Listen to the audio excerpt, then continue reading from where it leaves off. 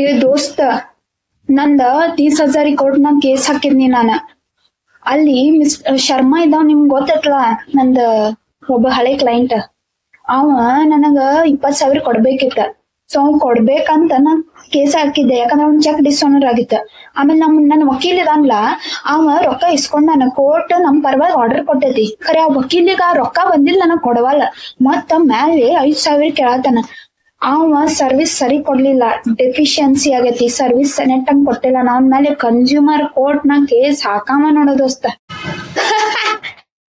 ಹುಚ್ಚಾಗಿ case ಹಾಕಿರ ಕೋರ್ಟ್ನವ್ರ ನಿಂಗ ಬೈದು ಕಳಿಸ್ತಾರ. ಯಾಕ್ ಗೊತ್ತೇನ? ಈ ಕೇಸ್ ಮೊನ್ನೆ ಜಜ್ಮೆಂಟ್ ಆಗಿದ್ಲಪ್ಪು 14 ಮೇ 2024. ಏನಂದ್ರ ಈ ಅಡ್ವೊಕೇಟ್ ಇರ್ತಾರಲ್ಲ, ಈ ಸರ್ವಿಸ್ ಅನ್ನೋದು ಒಂದ್ ಡೆಫಿನೇಷನ್ ಕೊಟ್ಟಿದ್ದಾರೆ ಕನ್ಸ್ಯೂಮರ್ ಪ್ರೊಟೆಕ್ಷನ್ ಆಕ್ಟ್ 2019 ನಾಗ.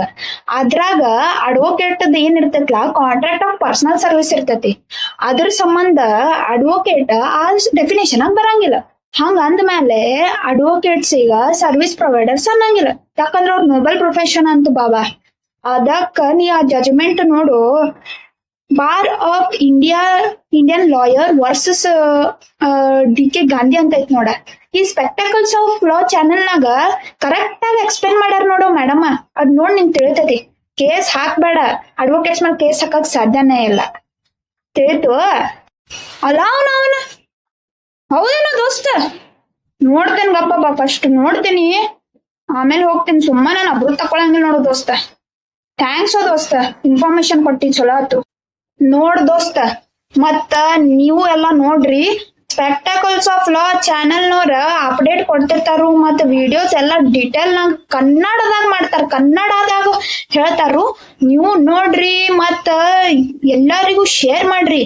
ಆದಷ್ಟ ಜನರಿಗೆ ಲೀಗಲ್ ನಾಲೆಜ್ ಸಿಗ್ಬೇಕ್ರಿ. ನೋಡ್ರಿ, ಇಲ್ಲಾಂದ್ರ ಗೊತ್ತಾಗಂಗಿಲ್ಲ. ಏನ್ ಗೊತ್ತಿಲ್ದನ ಸುಮ್ಮ ಕೋರ್ಟಿಗೆ ಹೋಗೋದಾಕೈತ್ರಿ. ಅನ್ನಣ ಶೇರ್ ಮಾಡ್ರಿ, ಎಷ್ಟ್ ಜನಗ್ ಆಗ್ತೈತ್ ಅಷ್ಟ್ ಜನಗ್ ಶೇರ್ ಮಾಡ್ರಿ, ಫಾಲೋ ಮಾಡ್ರಿ. ಇಂಥವೆಲ್ಲ ಚಲೋ ಚಲೋ ಅಪ್ಡೇಟ್ಸ್ ನೋಡ್ಬೇಕ್ರಿ. Thank you.